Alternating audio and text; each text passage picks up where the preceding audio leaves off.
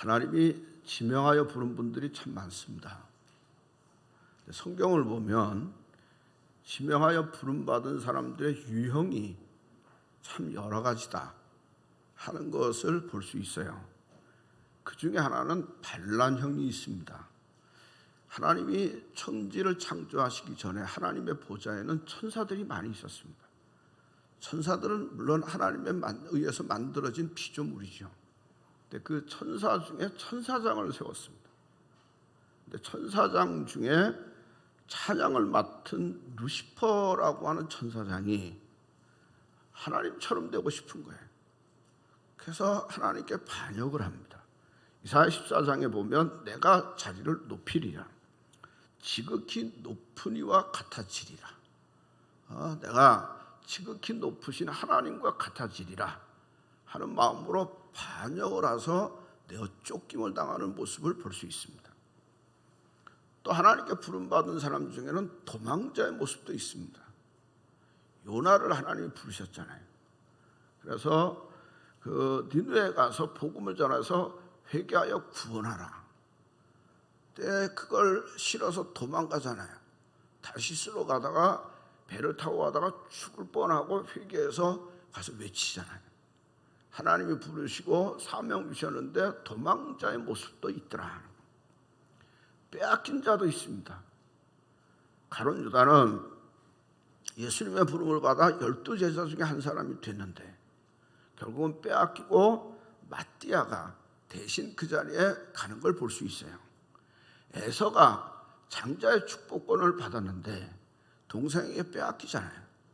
빼앗긴 자의 모습도 있습니다. 그런가 하면 변질되는 자의 모습도 있습니다.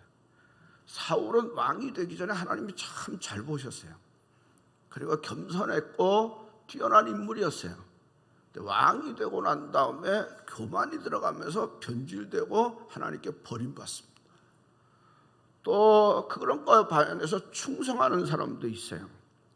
유대인이 하만이라고 하는 사람의 모략에 빠져서 다 몰살당한 위기에 있을 때 에스더라고 하는 왕후가 죽으면 죽으리라 금식하며 왕 앞에 갑니다. 왕이 홀이라고 하는 지팡이를 내밀지 않으면 왕후라도 죽습니다. 그런데 하나님이 그 왕의 마음을 감동시키셔서 에스더를 받아들이게 하고 그 에스더 때문에 그 유대인들이 다 죽을 위해서 살아나게 되더라 하는 게 성경의 모습이에요. 순교자도 있어요. 베드로는 그저 갈릴리의 평범한 어부인데 예수님이 부르시잖아요. 너는 나를 따라오라. 사람을 낚는 어부가 되리라. 다 버리고 예수를 따라가라. 여러 곡절이 있지만 예수를 위하여 순교하여 죽는 자리에까지 이르게 되더라. 그러니까 하나님께 부름을 받은 많은 사람 중에 결과가 열매가 여러 가지 모습으로 나타나더라는 거죠. 그렇게 봤을 때 과연 나는 어떤 모습일까?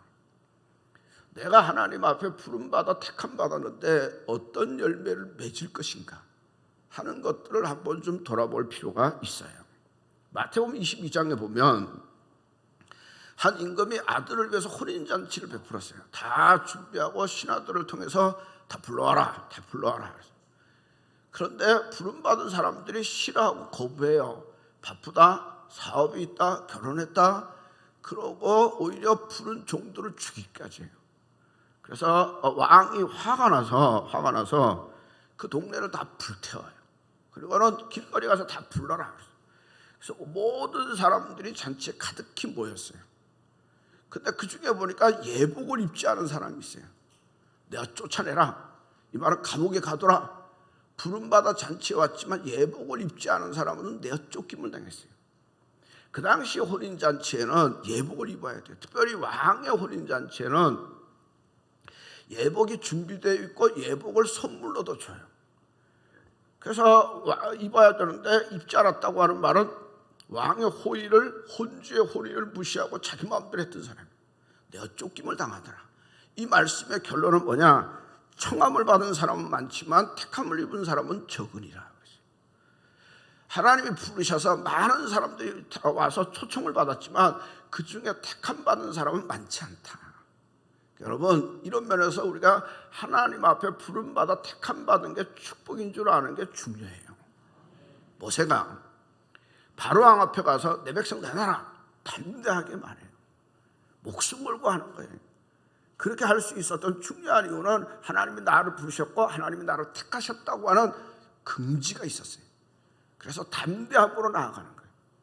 바울이 복음을 전할 때 목숨 걸고 하고 굶주리고 하고 수많은 사람들의 도전 속에서도 두려워하지 않았던 것은 뭐냐? 나를 택하신 하나님이 나와 함께 하신다고 하는 거예요. 그것 때문에 겁내지 않고 복음을 전해요. 로마에 가보면 카타콤이라고 하는 지하 동굴이 있어요. 그 지하 동굴은 사실은 무덤이에요. 수많은 사람들이 평생을 거기서 산 사람도 있어요. 뭐 때문에? 하나님을 믿는 믿음 때문에. 믿음 때문에 동굴에서 살았다니까요. 시체가 옆에 있는 동굴에서 살았어요. 지금도 로마에 있어요. 이유는 딱 하나야. 하나님의 부르심을 받았다고 하는 거죠. 그것 때문에 그 모든 걸 다 이기더라는 거죠. 성경 우리에게 분명히 말씀하기를 너희는 택하신 족속이요 그랬어요. 왕 같은 제사장이요 그랬어요. 하나님의 수많은 사람 중에서 우리를 택하셨다고 하는 거예요.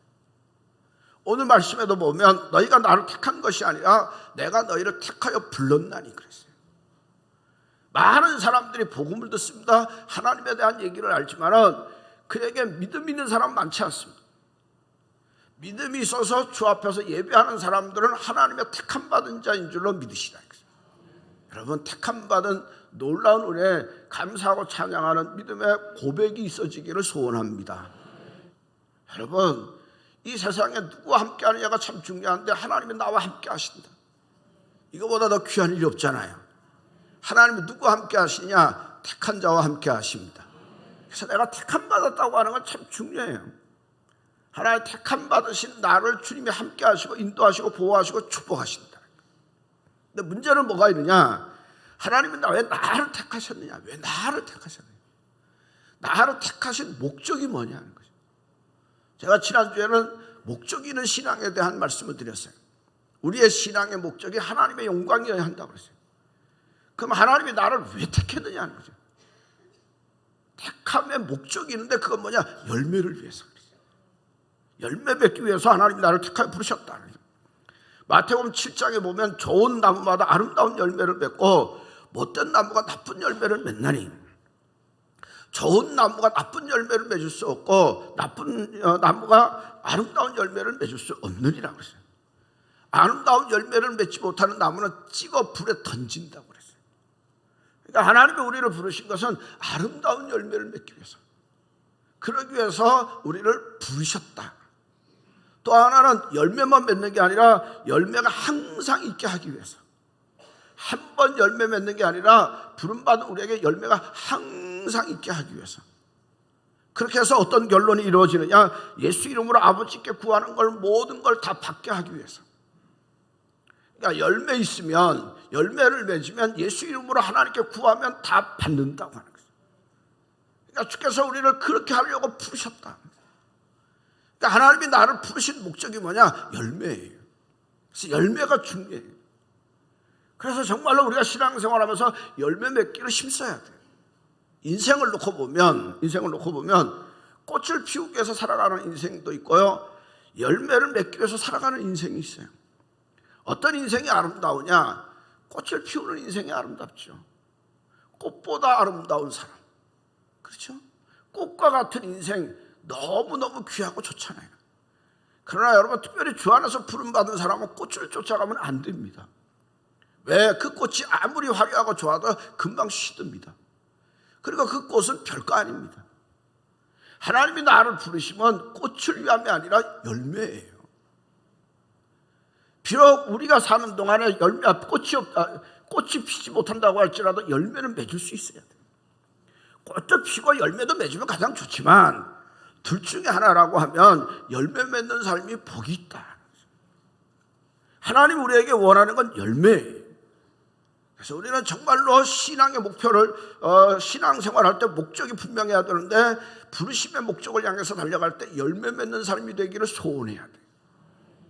중국의 선교사 중에 여자 선교사 중에 아이워드라고 하는 선교사님이 있어요. 이분이 아주 열심히 선교를 해서 그를 통해서 많은 사람들이 예수를 믿었어요. 근데 중국이 공산화가 되면서 교회가 핍박을 받고 예수 믿는 사람들이 막 위기가 오니까 다 믿음을 배신하고 안 믿고 뭐 이러는데, 아이워드 선교사를 통해서 그래도 300명이 남아 있었어요. 근데 이제 공산당이 볼 때 이 골수 문제 같잖아요. 이 사람들을 무너뜨리기 위해서 계획을 짰는데 어느 날 그들을 다 그 광장에 모아서 인민재판하려고. 근데 그 중에 19살 된 가녀린 소녀 여학생 하나를 지목해서 세웠어요. 그리고 공개적으로 물어요. 너 예수 믿을 거냐 안 믿을 거냐. 근데 이게 우연히 뽑은 게 아니라 한 두어 달 전부터 그 소녀, 그 학생을 지목해서 세례교육을 시키고 교육을 시켰어요.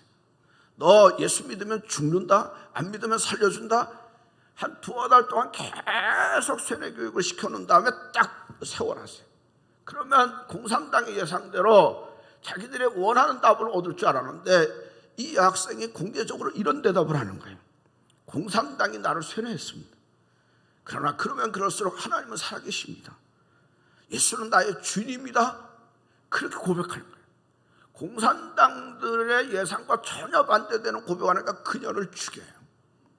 그러니까 그가 죽으니까 300명의 사람들도 다 겁먹고 배신할 줄 알았는데 300명이 그 자리에서 다 순교당해요. 이런 결과가 이루어질 수 있었던 이유는 뭐냐? 아이워드라고 하는 선교사는 원래 선교사는 나갈 때 선교단체가 거부했어요.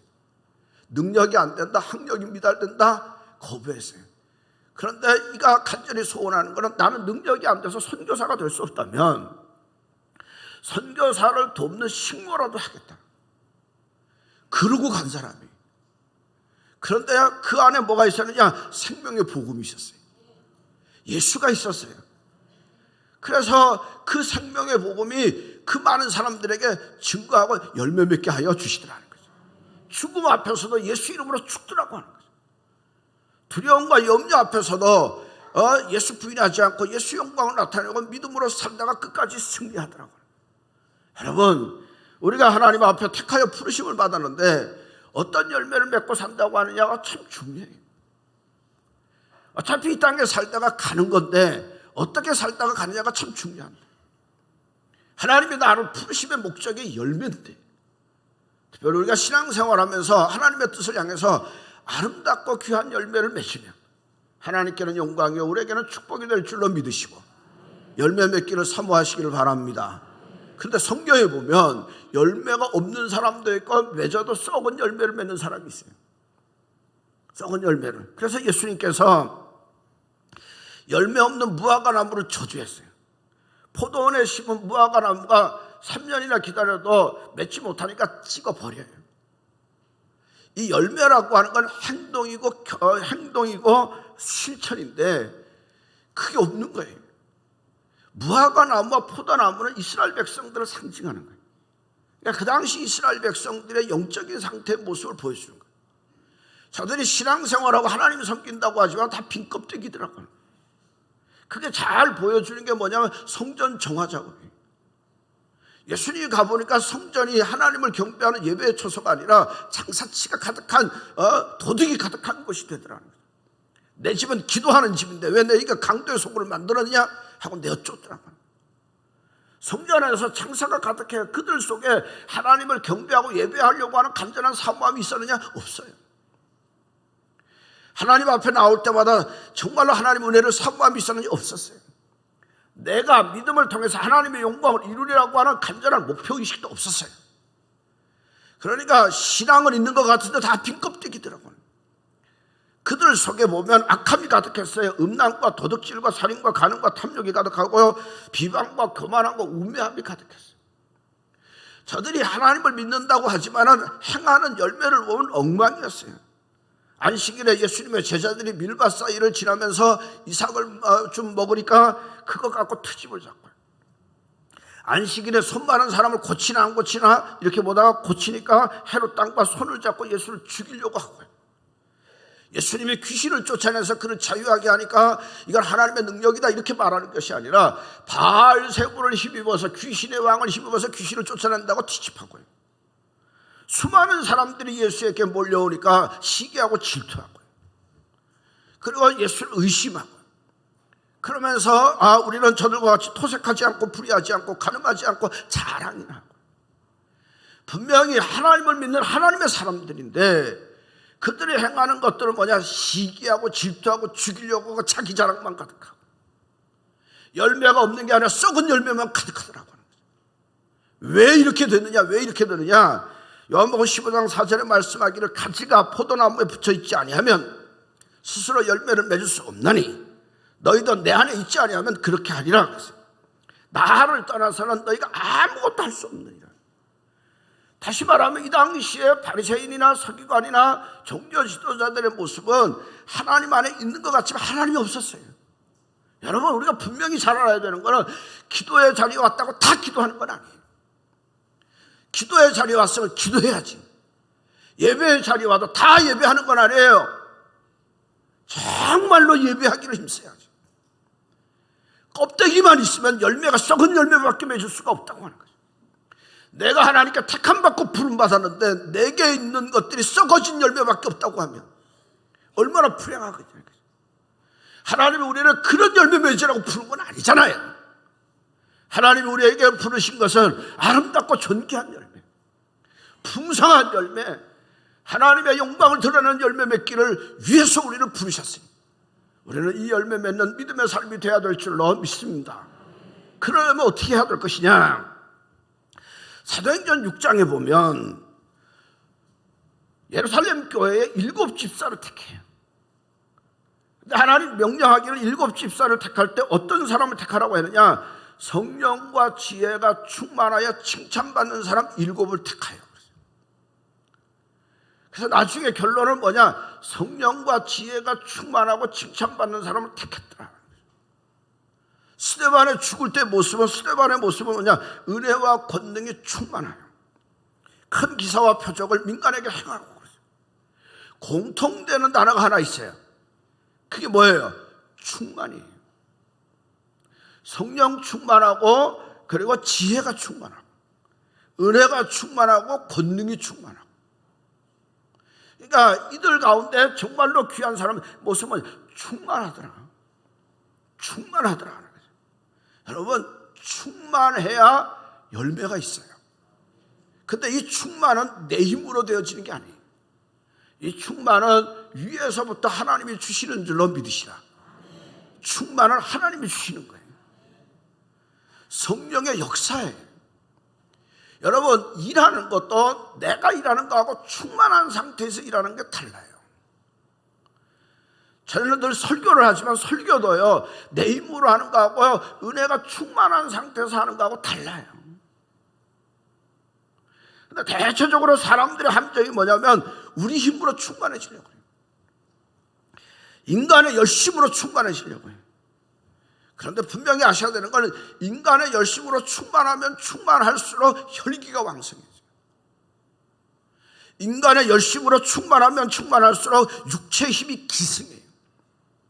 그러면 자기도 힘들고 남도 힘들어요.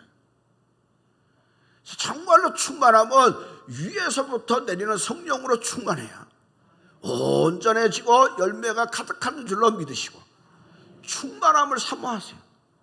그러면 이거 충만하려면 2가지를 해야 돼요. 하나는 붙어 있어야 하고 하나는 머물러 있어야 돼요. 가지가 나무에 붙어 있어야 돼요. 우리는 예수께 하나님께 붙어 있어야 돼요. 근데 이 붙어 있는다고 하는 건 뭐냐? 나를 의지하는 게 아니라 내 힘으로 사는 게 아니라 예수의 힘으로 살고 예수의 능력으로 사는 거예요. 탕자의 비유를 보세요. 2 아들이 있었어요. 둘째 아들이 아버지 재산을 가지고 먼 곳에 가서 호랑방탕하다 다 탕진하고 아버지께로 와요. 이 탕자에게서 우리에게 일깨워주는 건 뭐냐? 아버지와 함께 있는 게 싫다는 거예요. 내 인생 내 맘대로 산다고 가잖아요. 다 허비하고 아버지께 하나님께로 돌아오는 모습이에요. 그러면 그 탕자에게 있는 큰아들은 어떠냐? 큰 아들은 아버지 옆에 있기는 있지만 아버지하고는 관계가 없어요. 여러분, 그래서 그도 탕자예요. 우리가 신앙생활에서 정말로 중요한 거는 하나님과 관계없는 신앙은 아무것도 아니에요. 성경 안에서 보면 제일 잘 못 사는 사람이 누구냐? 가난한 사람이냐? 아니면 자녀가 없는 사람이냐? 권력이 없는 사람? 그렇지 않아요. 성경이 우리에게 일깨워주는 건 제일 잘못 사는 사람이 누구냐? 자기 인생이 자기가 주인인 줄 알고 자기 마음대로 행하는 사람이 제일 잘못 사는 사람. 내 인생은 내가 주인이 아니에요. 그래서 주께서 우리에게 분명히 말씀하기를 나를 따르는 자는 자기를 부인하고 자기를 버리고 자기를 죽이고 나를 따를지어다. 내가 죽어야 합니다.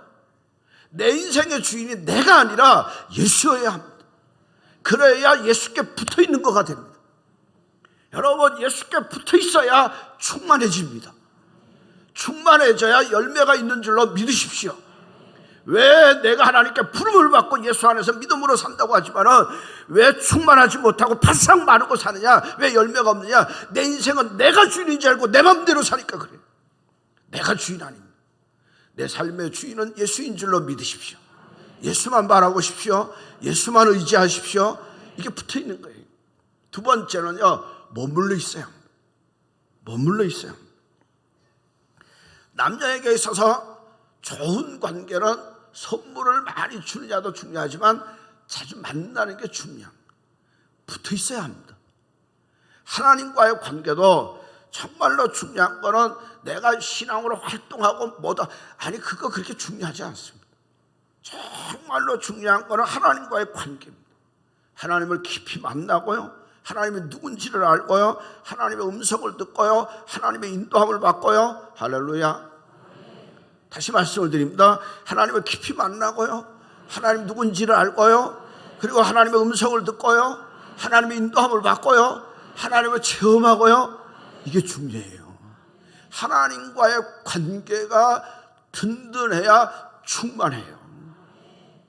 아까 중국의 문화혁명 때 너무 예수 믿는 사람이 핍박을 받았습니다. 한 남자가 성경을 읽는다고 하는 것 때문에 감옥에 갔습니다. 근데 감옥의 창문에 늘 연이 날려요. 근데 이 아버지는 그 연이 뭔지를 알아요. 그게 뭐냐면 자기 아들이 어릴 때 연을 날릴 때 꼭 당부한 게 있는데 뭐냐, 야, 연줄은 놓으면 안 돼. 연줄 꼭 잡아야 연을 날릴 수 있어요. 근데 이 아들이 커서 아버지가 감옥 가니까 연을 날리는 거예요. 아버지, 나보고 연줄 꼭 붙들고 있으라 그랬죠. 아버지, 하나님 줄 꼭 붙드세요. 그래서 그 아들의 그 연으로 쌓인을 통해서 하나님을 꼭 붙들고 감옥 생활에 이기고 좋은 열매를 거두었다고 하는 거죠. 여러분, 하나님과의 관계가 충만해야 돼요. 그러려면 예배가 중요해요. 예배 보러 오는 게 아니에요. 예배 드리러 오는 거예요. 야, 예배는 가지가 나무에게서 수액을 공급받는 것 같아요. 예배를 통해서 생명을 받아야 돼요. 능력을 얻어야 돼요. 그래서 사모하세요. 그리고 기도가 중요해요. 기도는 내게 아뢰는 게 아니라 하나님과 나와 합의해요. 그리고 말씀을 깊이 묵상하세요. 그러면 그 말씀이 나를 지배하면 그 말씀이 모든 사건에서 이기게 하셔요. 감당하게 하셔요. 여러분, 이게 우리의 삶으로 풍충만하게 하는 거예요. 충만해야 열매 맺습니다. 여러분, 하나님이 우리를 부르시고 택하시면 열매 맺으라고 한 거예요. 열매 없으면 아무 소용없어요. 혹시 열매가 있다고 할지라도 썩은 열매는 아무것도 아니에요. 그러려면 열매 맺으려면 붙어 있어야 하고 머물러 있어야 돼요. 여러분, 예수 안에서 예수가 삶의 주인인 줄로 믿으시고 깊은 관계를 통해서 충만해서 아름답고 귀한 열매가 충만하시기를 주의 이름으로 간절히 축원합니다.